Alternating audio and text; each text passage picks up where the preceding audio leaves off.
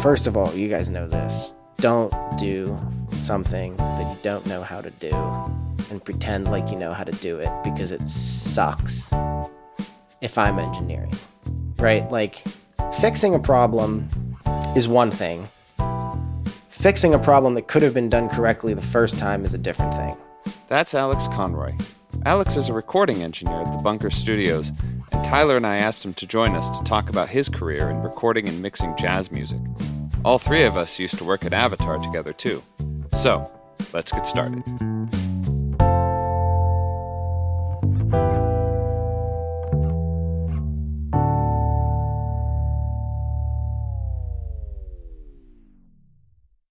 What's happening, Luke? Hey, Tyler. How are you?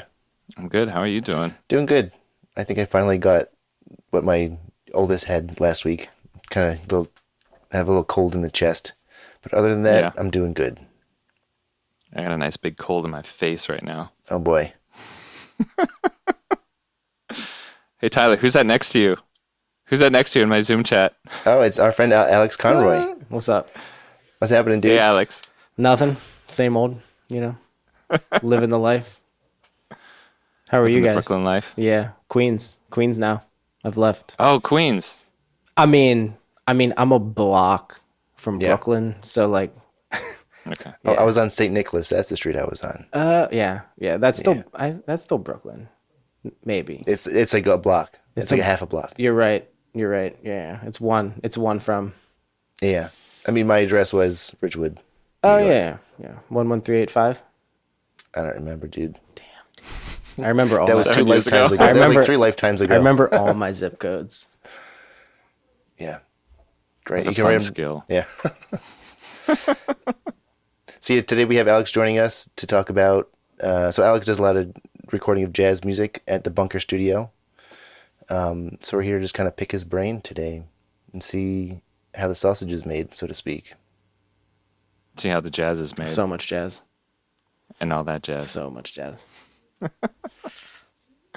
So far I guess we've talked about tracking Broadway and kind of tracking rock a little bit.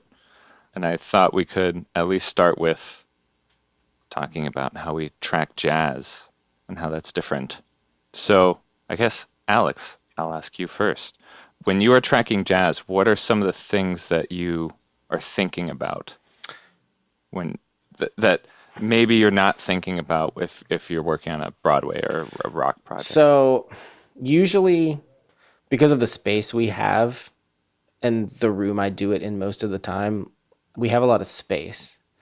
So I'm not really thinking about like setup. And if I am, like for instance, I have a thing coming up and it's like piano, bass, drums, vibraphone, vocal, and 2 horns, right? So when it's that kind of deep scenario like that, the first thing I think about is what's going to bleed well together, because we only have 4 rooms.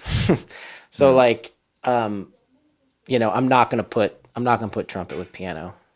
Right. I'm not going to put drums with anything, right? Right. So like this particular setup, it was like drums isolated, bass in the booth, and then I have 2 horns, piano, and vibes. The vocal was, I think, only on 2 or 3 tunes, but piano and vibes together, horns together.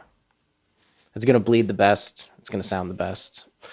And then like, the thing with jazz is like, you're not trying to you don't walk in there like trying to get some new sound. Your goal is to kind of capture the thing as it is. Like they want to hear themselves the way they sound. Right. Like you're not like compressing stuff.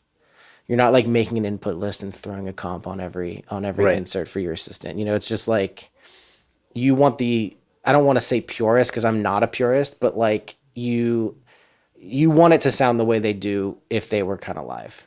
Yeah. Kind of like path of least resistance, so to speak. Yeah. I mean, I rarely do any compression, if not just like it, maybe that vocal, like if he or she is like peaky and loud and like I need some sort of control. Yeah. But that's about it. I might not even. What console are you tracking on? An 80 series. Yeah. Okay. So like I will use the EQs. Yeah. But yeah, like as a sense of like getting it going, like I'm not doing anything crazy. Like honestly, the setup is like 90% of it, you know? Yeah. Like keeping things isolated, and if it's gonna bleed, like at least make it nice.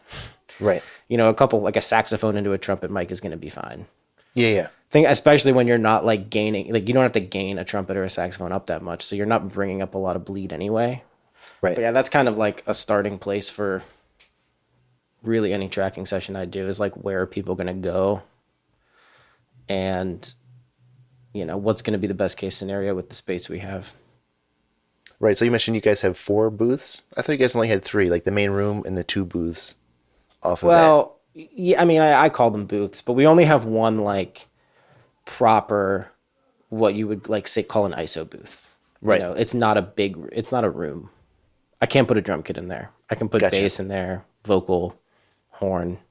Yep. We fit a vibraphone in there last week, which was cool. But like, I mean, we had to build it in the room, but it worked, you know. Yeah, and that was an even bigger setup. But yeah, Are you using a lot of gobos? it depends. You know, the thing I'm working on now, which is a continuation, you know, tomorrow and Saturday, is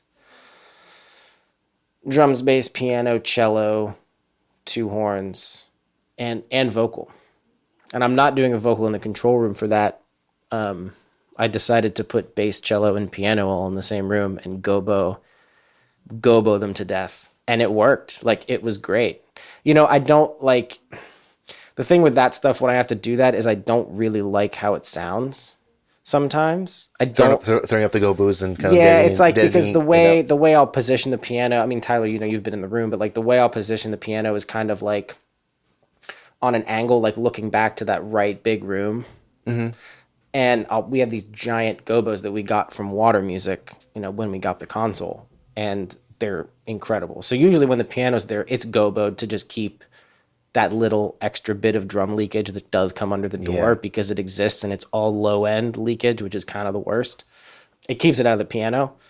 So I always do that for the most part if the piano's in the big room. And for this particular session, like I had bass right on the other side of that gobo with gobos around it, because we have shorter ones. Yep. And then I made another little house for the cello, and then like goboed off the entire wall to the piano. And like the isolation was like, I was punching cello, Yeah. and it was cool, you know. But when I do that stuff, sometimes when I like choke the mic a little bit, I feel like sometimes it doesn't sound as good. It feels Okay. like Yeah. it feels like woofy to me. But you know, it's like, again, best case scenario. Yeah, it's You like, know? do you want to deal with that, or like splashy cymbals, or that snare drum all over the place? Splashy cymbals, definitely not ever. I think we can all agree on that.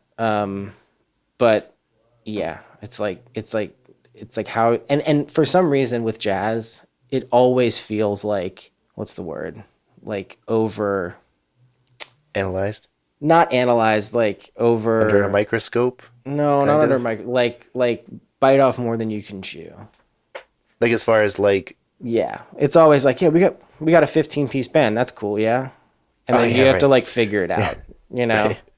When you are like planning for some of these projects, are you often reaching for the same microphones for instruments that, like piano? You know, Yeah. you've mentioned you're recording piano twice with 2 different projects, 2 different instrumentations. Are you going to be miking it the same way, or do you think differently? So I've gone through a lot of things with our piano, and I mean, we just got 5 of those new Neumann reissued M49s, oh, nice. and they're Nice. like, they're just, I'm never going back. I mean, we were like, you know, when I started using that room, the thing was an SM69, which, you know, sounded cool. It was nice, but like a single point, you know, stereo capsuled microphone, it's not big enough. Right. But I was also just like, this is what people do. I've Yeah, seen yeah. it. I know it works, and people like it. I'm not gonna like waver from that thing. Did you put it in the same spot that other really well-known jazz I would engineer like- puts it? Sort of. I mean, I would Yeah. like waver. I would try different things, or I would yeah. put up something else. You have to put it in the middle, and then you got to put a bloom line in the crook. That's See, but here's the thing. So I started with that, and then we got a matched pair of reissued 67s, and then that I was like, oh baby, like this is hot, you know. In the And piano or like, I would do them like sort of in the ham. I'm a big fan of like, because when you're making it, like the piano is, I like it to be wide. So, or wide enough. Like, again, the single point thing now I'll never do because it's just, it's not, unless it's like a rock thing. It's not the vibe. But I like to space them like sort of a little bit off the hammers. yep. Like, and I constantly, every time I place piano mics, I'm holding down middle C and I'm equally splitting the piano, and it seems to work really well for me because I'm not losing left hand and the right hand is still nice, you know? Yeah. Because the thing that would get me in the past is like the right hand or the left hand I would lose. But anyway, in regards to the mics, like SM69, 67s were dope. And then we got these 49s and it was just like, it's game over. I'm Yeah.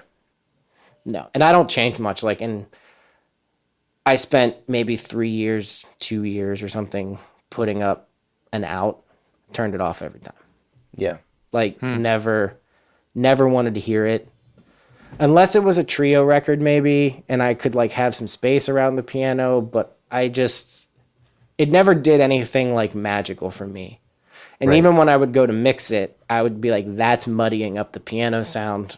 I'm like, the spots are fine. I don't need this extra like Yeah. vibe or whatever, you know. It never worked for me. So yeah, I'm, same mics. Every That's time. great because I mean a lot of the guys that we used to see come through Avatar, like those guys that, it's like you can memorize their input list and it's the same every single time Yeah. yeah. for hundreds of records. Yeah. And there's I mean, it nothing wrong with doesn't, that. it's just, Yeah. it's the way that those sound, Yeah. in the room. And, the thing with like seeing different people on the piano every single day Yeah. is like, as much, it's the same instrument, right? But like, it sounds different every single time there's a new player on it. Like, I know the players when I get a personnel list and I'm like, piano's gonna sound great today. Yeah. Because like the touch, like how they play it, all that stuff is like It's 90% of the sound. Like you Yeah. can put any mics on there and those people are gonna sound amazing. So Yeah. there's that too. Yeah. Yeah. Do you tend to, so you generally keep the same mics. Do you generally tend to put more than one microphone on a source? I know you just mentioned about piano, you ditch like the lid mics or whatever. Upright bass, do you have like a high-low mic? Snare drum, do you pair that up with something else? Like, do you do any of that stuff? Yeah. So for bass, I mean, I can just go through the instruments that are typical. But to answer your question straight, I used to do a lot of double miking, like for saxophones. Never like trumpets really or anything like that, but like saxes and like I used to put up two. Like I'd put up a ribbon and like some sort of Neumann tube. Yeah. And I don't know, like I've just stopped. What did you end up going with? Just the tube. Yeah. Unless like they pull out like a horn where the reed is so bright. And I'm like, I should use a ribbon. Because this is like, I can't, or like change your reed, Right. But, bass, a lot of people do, I always do two for bass. I do, a tube and something, like an 84 Sheps. Yeah. And I don't ever do a neck mic. Like I hate it. It sounds, Yeah. did not sound good to me. It's clacky. Every time I've tried it in the past, I turned it off, but I put them literally on top of each other. Yeah. And like you flick the phase switch and it's gone. Yeah. Like they're so in phase. So that's how I do it pretty much every time. I don't, and the tube mic will like, to be honest with you, like if it's on a short stand, I'm taking it. Yeah. Because I'm fine with a 67 or a 47 or like the 49. I've tried. I don't really like for that thing, but I feel like I hear the room too much around it, which I don't like. I want it to be like focused and drums. I don't really double mic stuff. I don't do like the condenser dynamic thing on snare drum. I'll just turn it up a click. How many mics is your typical drum input list? For a jazz date, I mean, really just the shells and overheads, and maybe a room mic. If Yeah. I'm, the thing with that is like always kick snare. Sometimes I'll do snare bottom. Like yesterday, I was trying out, an M88 on kick for a jazz thing, and like I actually really liked it. But I put it up with a FET because I know I like the FET, so I can't I'm not gonna lose, All right. and like, yeah, one on the top of the snare, whatever toms, mics for the toms, overheads.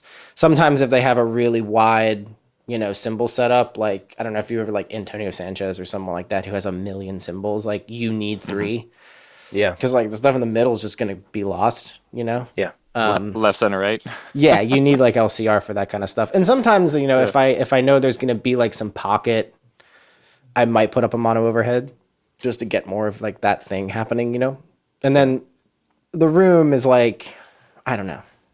I feel weird about room mics for jazz because like I always put them up because I personally hate when I go to mix and I'm like, I really wish I had a room mic. Right. And which is probably the worst thing, to not have a room mic when you want the room mic, because you can't Right. you can't create that thing. So yeah, I do put up a room if I listen to it when I'm recording. That's questionable, Yeah. I might turn it off, but it's really there if I need it later. So yeah, spot mics, overheads, and a room. Nice. Are you doing like a small pencil small?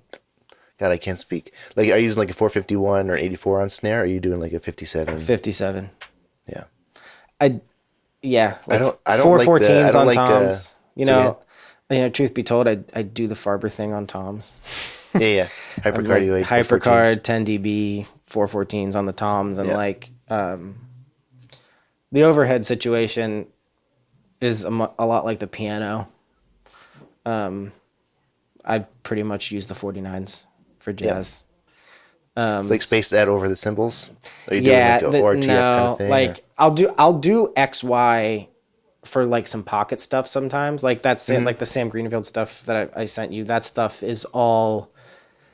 I mean, I put a Coles in the middle and then I tuck the 49s on it like that to make an XY.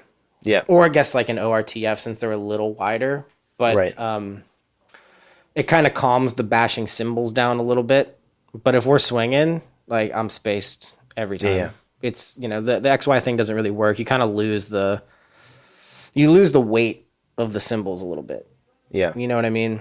Because Yeah, I they're do. not like on them, right? Right. So, yeah, that and like Yeah, it's more like a cymbal mic versus like a picture of the kit overhead mic. yeah, but I don't like. It's not like one of those things where I like.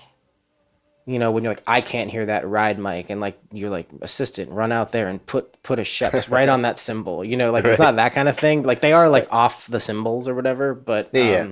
What do you mean when you say pocket music? like stuff that has a backbeat. Okay, Like the drums aren't. There's a clear 2 and a 4. Yeah. I see. You know what I mean? Like the 2 and the 4 is not in the hat. It's in like the the snare drum, Okay. and it's louder. It's like funk, smooth jazz. Yeah. Like people who That want to do. Sam Greenfield stuff was definitely louder. Yeah, than yeah. Like some anyone of the that's other coming in and samples. doing like a smoother jazz kind of thing, where there's going to be some backbeat. Like I'll do a mono overhead, Yeah. but sometimes I don't know, and I'm like, we're emailing. I check them out, and I'm like, okay, today we got to do that. From judging from past records, so yeah. Meaning, so mono overhead in conjunction with a stereo overhead? Yeah. Or Yep. Okay. Yeah, I just like the different color, and like a lot of times that mono overhead situation can really like make those snare drums feel bigger. You know what I mean? Yeah. So I do it, and it works. And you're blending the two? Again, so sometimes I turn it It off. depends. They turn it off, yeah. Yeah, I mean, there's some tunes, where I'll turn it on, and if they play something that's a little more open, I might kill it, But if it's like if it has a strong backbeat, Yeah. I do like it, Word. Yeah, I guess I had one more question, but we kind of answered it already. Like, miking stereo sources. Piano, you like it wide.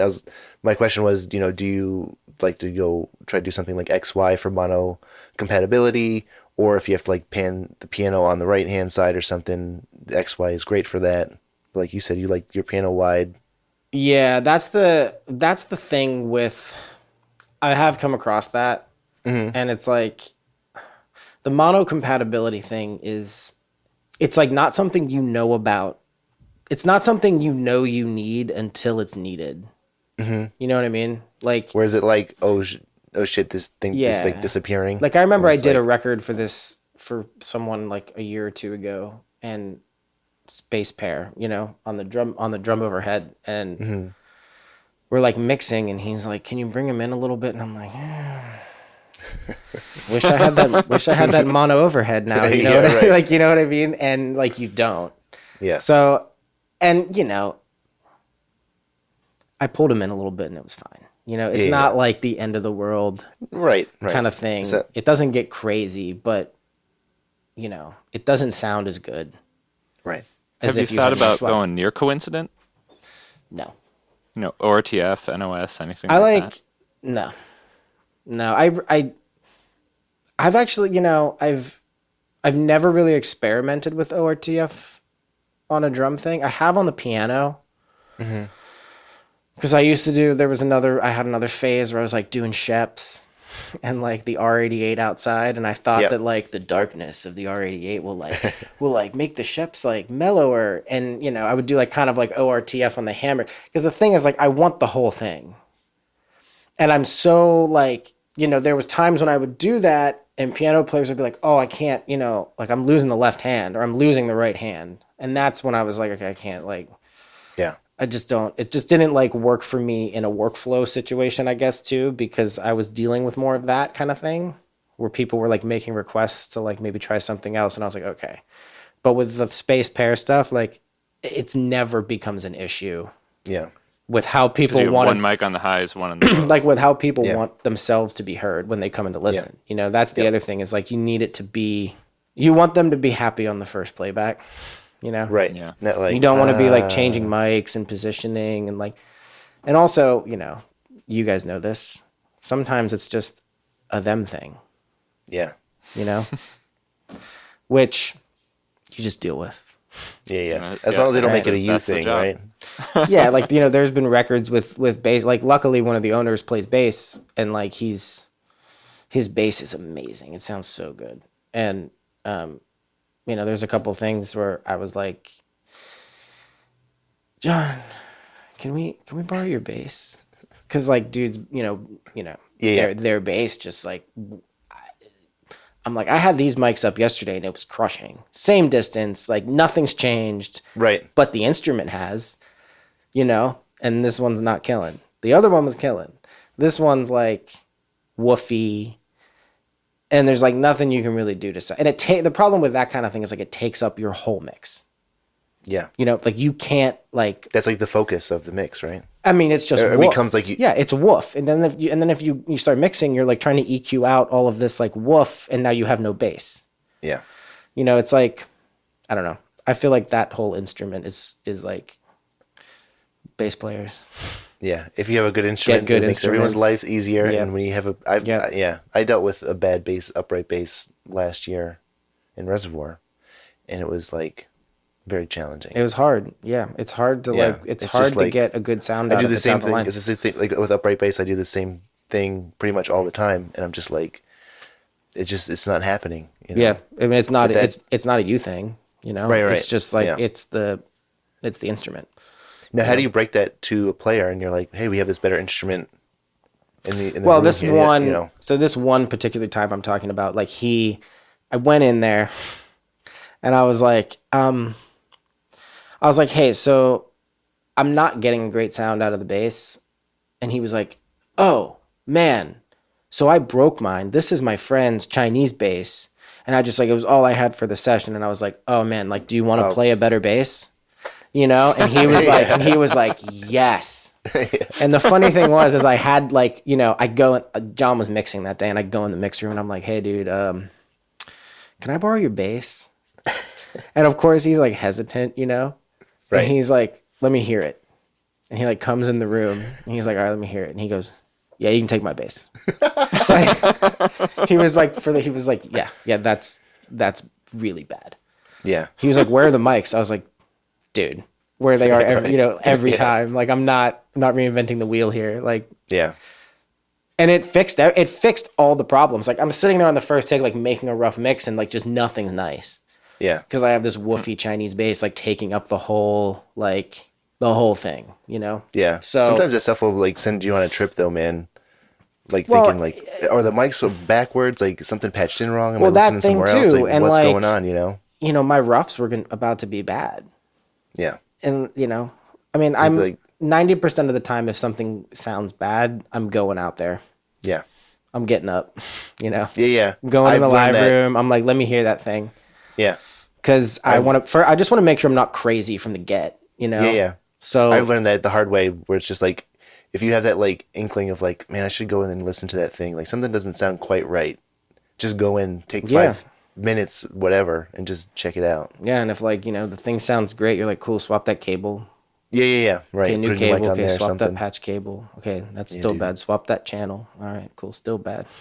Yeah. Right. And then normally, like you'll usually get to the end of that road, Yeah. Yeah. and you will be recording music, but Yeah. So This is the studio, yeah. That shit happens. Word. I mean, I don't have any more as far as like microphones and all that stuff. I'm not gonna say it.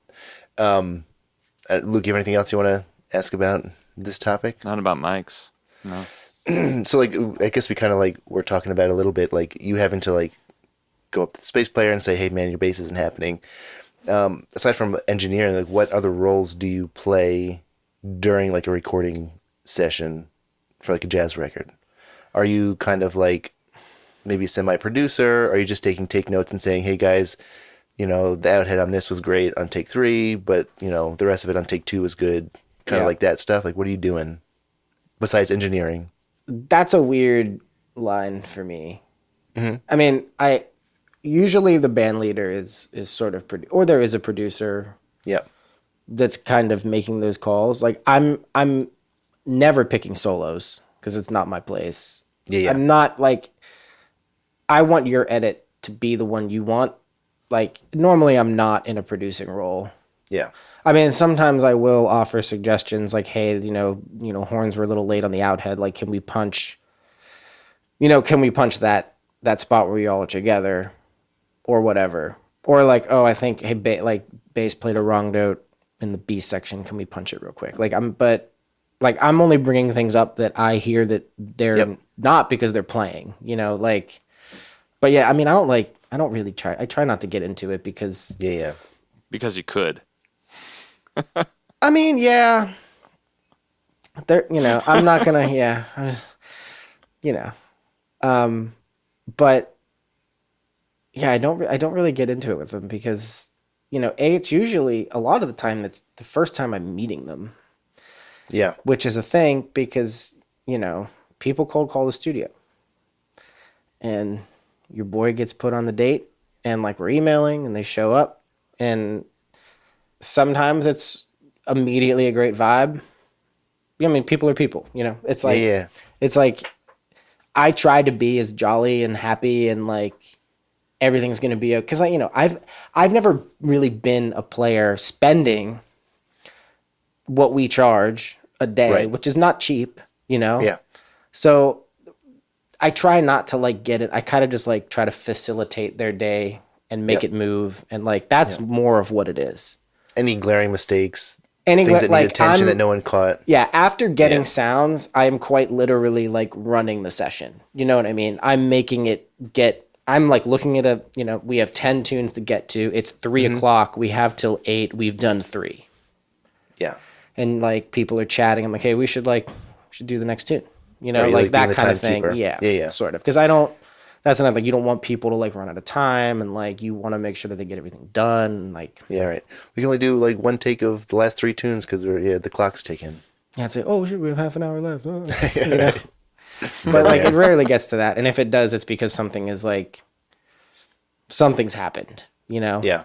It's very rare that like we're rushing to get a tune done. Now at Bunker, do you guys do like a setup? Like, does the band come in, everything's plugged in, line checked, ready to go? Yeah. Placing mics, getting sounds. I mean, we're Like the getting Yeah, I mean, the way I tell Does the people, clock start like when the band shows up, or like when their downbeat is like say 10 to 10 or whatever your lockout day is? yeah, I mean, I'll be there an hour before, Yeah. and But everything will be set up yeah, I'll be done in before an you hour. get there. Yeah, you guys Yeah. know the drill. Yeah, man. Like Oh, yeah. it'll like and like I'm on a day. It's like a day rate, so I'm not presetting the night before. Yeah. Unless I'm there and it's a crazy thing and I'm like doing this now, getting all of this done is going to make me be a better engineer in the morning because I'm not running around like a chicken with my head cut off. Right? Like that kind of thing. I'll do. Do you have assistants at Bunker? Yeah. Okay. Yeah. It rotates. We have a list of people that get called and, I mean, I assist, we assist each other, you know? Yeah. Yeah. But they're good. You know, we have good assistants. Yeah. That's good. That makes a huge difference. Yeah. Yeah, the worst, I mean, for me, the worst is like, you know, the guy's in the room with you all day, and it's like the band asks for something or you ask for something, and like dude's on the phone all day, and it's like, yo, Yeah. paying attention, staying with it, you know, all that stuff. Yeah, I mean that for me depend. Like I'm also very. I mean, you guys might know this. I don't really like help is weird to me. Yeah. Not weird, but like I like things done the way I do them. Yeah. Dude, Like I remember like, you, dude. Like I'd do Yeah, man. I'd do your setups, and you'd come in the morning and like move a chair 3 inches, and I was like, I'm gonna kill this guy, dude. Like, you know, I mean, Luke Yeah. probably remembers this too. But like I think you were the same way. Like you liked things to be how you Yeah. wanted them, Yeah. you know, And so especially if like you're running the show that day, like you want it how you want it, and like that's it. yeah, it's also weird. I find when I don't plug the microphones in, I get like weird. Mm-hmm. Like the whole like signal flow of the room kind of gets like weirdly thrown off for me. Wow. Like when I plug everything in, I'm like it's like laser focused. Like I know where like I've done it, so I know where everything is happening, you know? And sometimes when it's like a 9 a.m. setup and someone's like plugging with me from an input list I sent, I'm like, where'd you plug that thing in? Is the room in 3/4 at the wall? Yeah. You know, and if I do it, I plug it, I go in the control room and I'm like, okay, we're ready. You know? Yeah. So yeah, but it is nice to have good assistance, you know? Yeah. Like not having to get up to hear a problem. You know, like when you're troubleshooting something in the live room without an assistant, it sucks. Yeah. Yeah. Because it's this back and forth, you know? And then by the time you've fixed the thing that you think might be wrong, right? You've forgotten what the problem sounded like, right? Right. So like you're just in like a time loop of like what am I doing, you know? Right. And then you're like, okay, yeah, that's better. All right, let's go. It's cool, Yeah. you know. So yeah, it is nice to have someone around, and luckily we have good help. Good. Yeah. Now, are like these tracking dates, is it usually just a day, like a marathon of a day getting through an album, doing like however many Sometimes. takes, 3-4 takes of a tune? Do you ever do lockouts for these types of projects? Yeah, I mean the most we'll get, I feel like, is like 3 days. Yeah. And even then, like, you know, a lot of it's like 10 tunes one day. Yeah. Sometimes they'll mix the next day, you know? Wow. And like, I mean, there's been things that we've tracked that, you know, I see on streaming like a week later. Wow. I remember like doing the tracking session at Avatar that was like, we tracked one day and then we mixed the next day. Yeah, I'm sure. Like it's crazy how fast, you know, these things get put out. Yeah. But it's like, it's also just it's like, you know, it's what it is. You know, you can sit there and worry about like your solo forever, but you know, like 4th, 5th take, like the first one was probably better, you know, because you weren't thinking about it, and now you're like in your head, and that whole, you know, there's that whole thing too. And like I studied jazz, so like I know, Yeah. you know, I get it, I understand. But yeah, you know, they are usually pretty quick sessions. A lot of just 1 days, you know. Yeah. And that's it. Are you rocking templates and stuff when you do that? What's like? So, like we used to do, which I don't even remember. It was like aliasing a thing, right? And then like dragging it, like No, it was a stationary path. that's what it was. Yeah. I literally just use Pro Tools templates now Yeah, me too. Okay. because it's like The thing I do though is like I remember exactly what I called the template. So when I make a change, I like save as template and type it in again and then replace it. So Yeah. because you're not just like saving that thing, that stationary pad that you're using, right? Yeah. But yeah, I'll use a template. And, depending on the day, I'm either like working in the box or on the console. It depends on what it is. If I feel like I'm going to be changing balances a lot throughout the day for the tunes, I might work in the box. Yep. If I'm mixing it, I might work in the box because I can leave with my stuff. Sometimes I don't like working in the box though, because, I might want to mix the thing. So Yep. like giving my mix away can be a little weird for me sometimes. But yeah, Well, if you're making balance changes, wouldn't you want to do that on the console I mean, like, instead of doing that in the box?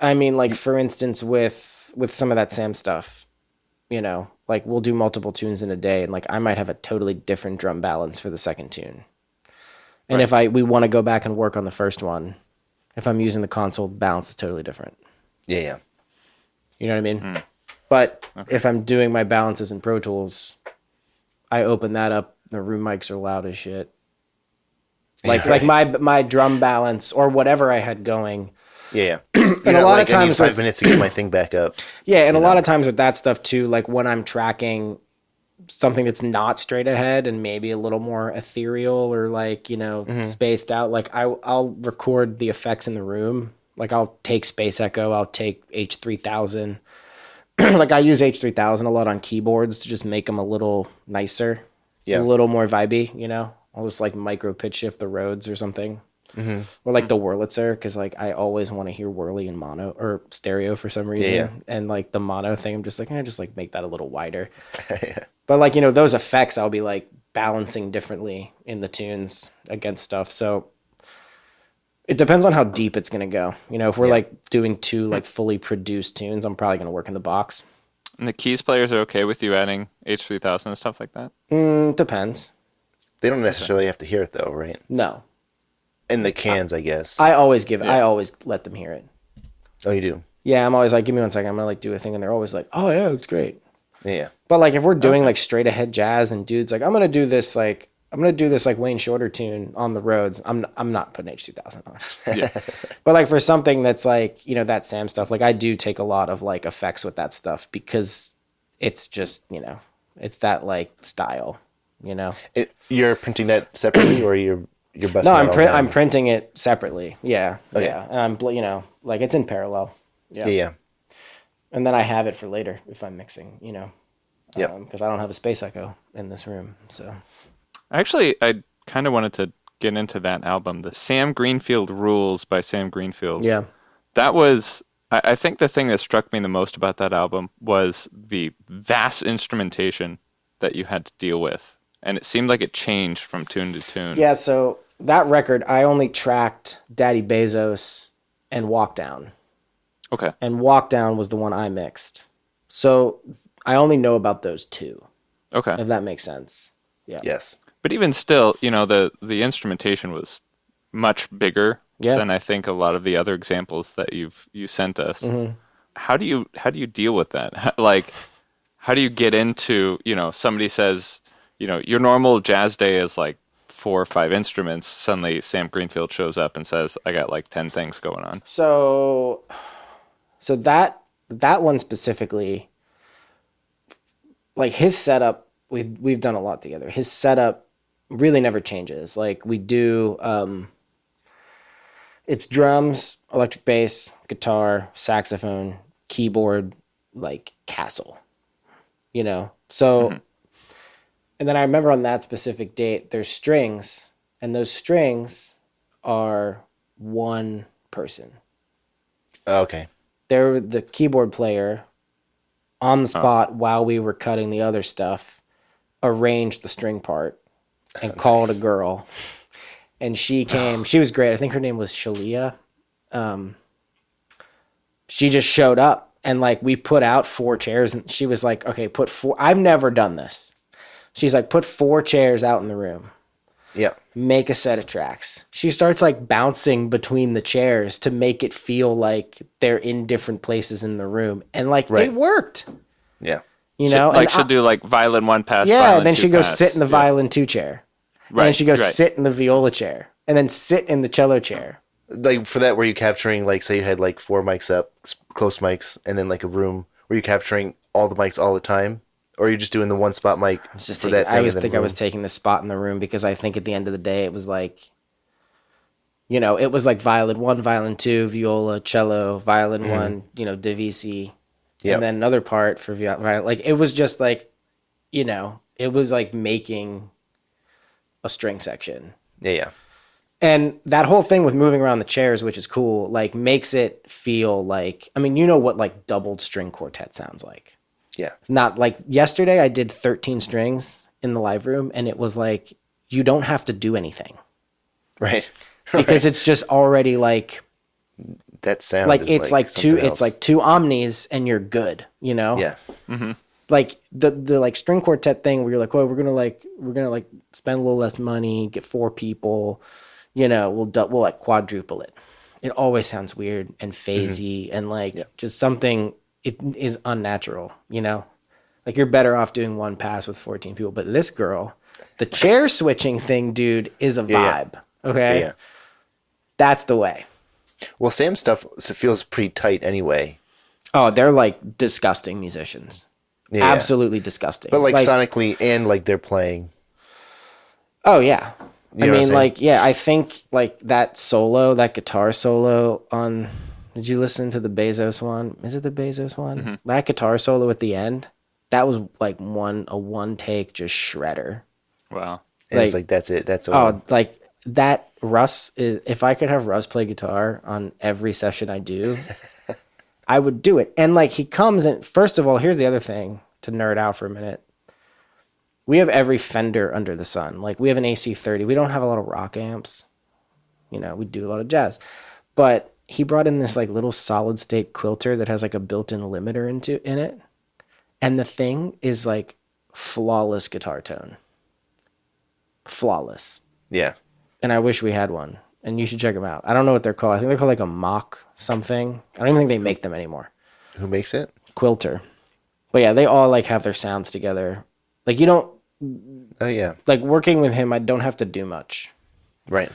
I mean, I do like with the drums, like for that stuff, I do use a lot of compressors and I like print like 1178 in parallel and like, you know, I do a lot of stuff, but like the spot mic stuff is like easy, Yeah. Yeah. you know, like I might like do a little bit for the electric bass because it needs a little more bottom sometimes, but that's just what it is, you know, Right.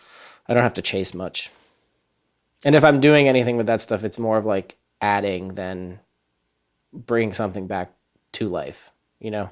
I don't know what you mean. Like I'm not like trying to make things, anything I do in that scenario with him is like trying to make it feel bigger I see. and better, you know?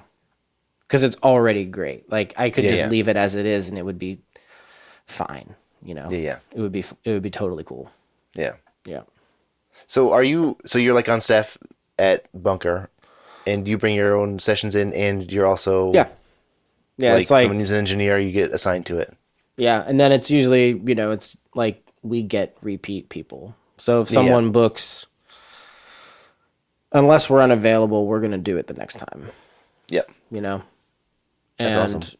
And we can bring stuff, you know? Yeah, it's great. Like we have, you know, a booking manager and, you know, Andy does the booking and it's pretty seamless, honestly.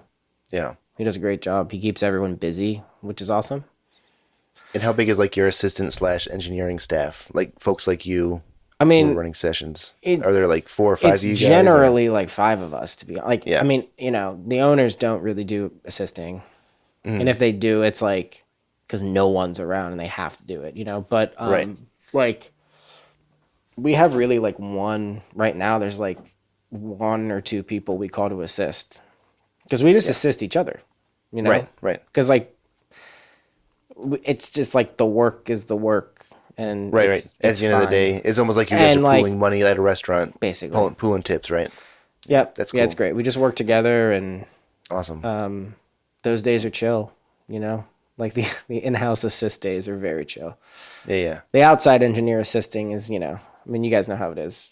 Sometimes you're doing a lot of stuff to keep it moving. Yeah, for sure. But yep, I have one question, I think, before we go. shoot. What are some mistakes that you made when you first started at Bunker that you hope that somebody just starting out doesn't make themselves? Like in like a workplace situation or in like a session situation? Either or. Well, the How thing about with both? Because I think the Okay. workplace situation is pretty broad and pretty cool. But Yeah. Yeah, the thing, I mean, like okay, so speaking of the SM69, knowing the things you're working with is a very good thing to know. Because when I like how they started, function and yes, all the things they do. when I started working there, that was the thing. It was like SM69. We talked about SM69 on piano, right? And I remember like one of the first or second things I did was piano. Like someone was coming to see the piano and wanted to hear it on mics. Yeah. So I put the thing up and, I pointed one of the capsules at the ceiling of the piano. Right. And like the next day, one of the other guys was like, see that shit, And I was like, nope. And I was like, but, yeah. So like that kind of thing. It's like you have to like use a thing with intention. Yeah. And I think like the workplace thing is hard because, and I don't want to sound like an asshole, but like, like we worked at Avatar, like I knew what to do. Yeah. You know what I mean? So like, it wasn't like, yeah, I don't know. Like, Yeah. I don't want to say, I like didn't know that I did everything right. Cause I definitely didn't, Right. like everyone's made mistakes and whatever, but like there was nothing that I like totally screwed up. Right. But I think like what was part of your question? Like someone getting into the thing for the first time. I mean, it's like, Yeah. like, first of all, you guys know this. Don't do something that you don't know how to do and pretend like you know how to do it because it sucks. Right. If I'm engineering, right? Like fixing a problem is one thing. Fixing a problem that could have been done correctly the first time is a different thing. Right. Right? Like keeping things clean, As far as like setup goes. No, I mean just like the bathroom. Like, Oh, that stuff. Like Yeah, the yeah. bathroom that Yeah. like clean the crumbs off the table, run the vacuum. Like it has, it has to look nice. Yeah. And like you've been there, we're literally built out in a warehouse and we only have so much space. Like there's stuff everywhere. Yeah. Yeah. Right? So like the least we can do is like have the table wiped, and like Yeah, the right, fridge is wiped and like there's not like 2-week-old food in the fridge Yeah, and like yeah. the coffee pot doesn't have a layer of like scum Yeah. where the coffee's been sitting that no one's drinking that day, like stuff like that. And like just generally keeping, because like if you come in there and you've never worked in a studio, like people are gonna know that you're doing that, you know what I'm Yeah. saying? And then it's gonna be like, cool, you like help us set this up, right? Yeah. So yeah, I think it's just like if you're gonna get in, like, I mean, I guess it's like in regards to an internship or something. Like if you're gonna get in, like come in and like want to be there too, because like that's Yeah. a thing. I mean, that's a thing I see a lot with interns now, and people just coming in is like, I find myself a lot of times being like, do you really want to do this? Right. Or are they just checking a box off? Or Yeah. something? Like, Yeah. I mean, you know John Kilgore, right? Mm-hmm. So I know him very well. I worked for him a bunch after Avatar, and he always says to me, he was like, you can just tell that like you can tell when people are like, there's no stopping them. Yeah. Do you know what I mean? Mm-hmm. And you can tell when people are just like aren't into it, and they like might have gotten into it because it was like cool or whatever, and then they get in there and they're like, wait, I have to wait a long time to like do the cool thing, Yeah. Right. and like that, if you don't want to get through that, you're not gonna like it, Yeah. So yeah, I think just like being observant and wanting, like showing that you want to be there is just like immediately top notch, And I think going back to like making the mistake like you with with the piano mic, you know, I feel like people should experience that, man. Because I did that once. I put a FET 47 up backwards for vocalists. Oh, bro, Tracked a half day without it. I've and like just, recorded things in Omni. never and do that like, again. You know, Yeah. like I've been like, you go out there at the end of the day and you're like, oh shit, sax mic was in Omni.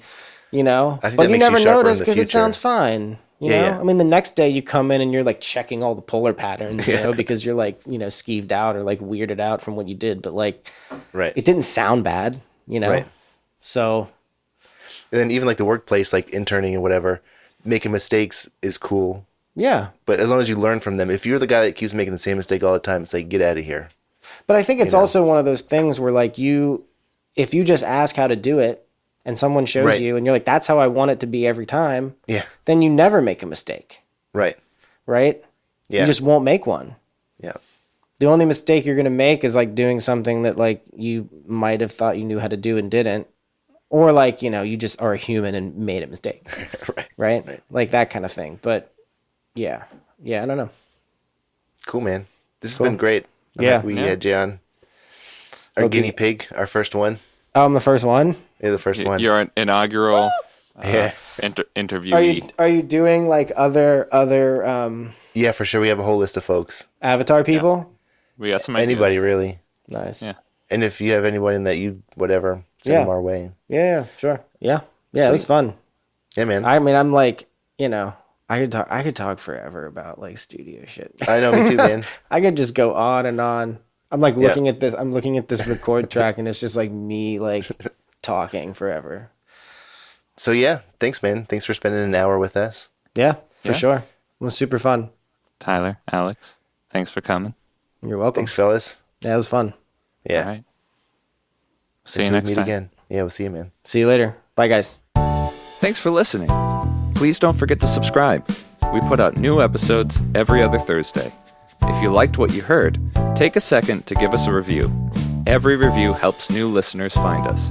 If you'd like to support us, you can find us on Patreon. We have some perks for our new subscribers and plans for more as we continue and grow. If you'd like to join the conversation, find us on Facebook or Instagram by searching Mixed to Tape Podcast. If you'd like to contact us, write us at mixedtotapepodcast@gmail.com. We can't wait to hear your questions. Thanks, and we hope to see you next time.